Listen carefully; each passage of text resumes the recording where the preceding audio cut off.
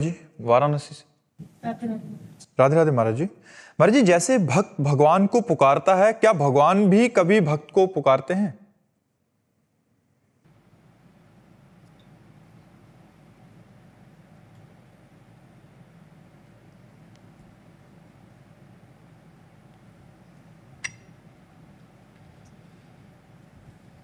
भगवान ही भक्ति की पुकार बनते हैं। भगवान पुकारते नहीं, भगवान ही भक्ति की पुकार बनते हैं।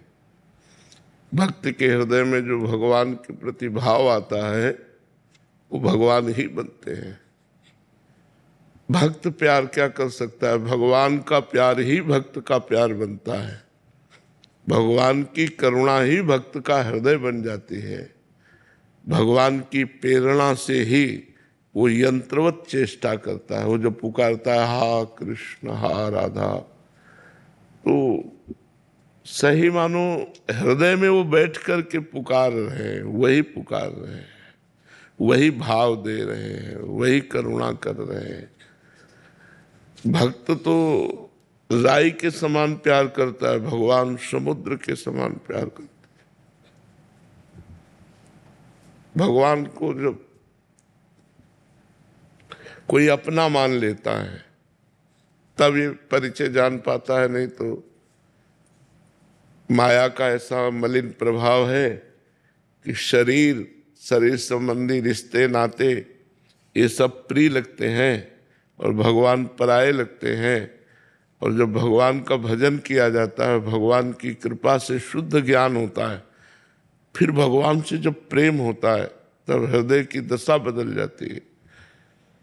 वो भगवान ही उसके अंदर पुकार बनते हैं। आप एक बार कृष्ण बोलेंगे, वो 1000 बार आपका चिंतन करेंगे। उनके जैसा प्रेमी है कौन? प्रीति की रीति रंगीलो ही जाने। आप विचार करके देखो, भक्तों के चरण चाप रहे। क्या अनंत ब्रह्मांडों के ईश्वर के पास इतनी शक्तियां हैं, इतना पावर है, वो किसी एक पार्षद को बोल सकते हैं जाकर के कि देखो मेरा भक्त कष्ट में है, उसका सहयोग करो।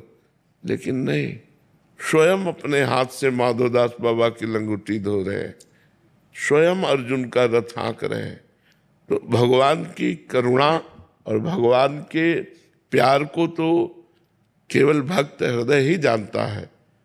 तो भगवान ही भक्त के हृदय की पुकार बनते हैं और उसी पुकार में भगवान का साक्षात्कार होता है।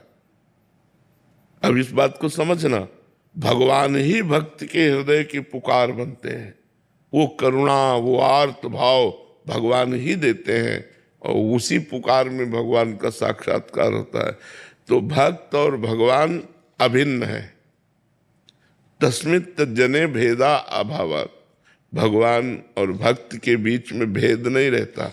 अगर बोल रहा है राधा, तो श्री जी उसके हृदय में ही बैठे उसे प्यार कर रहे हैं, उसके हृदय में ही बैठे उसे दुलार कर रहे हैं।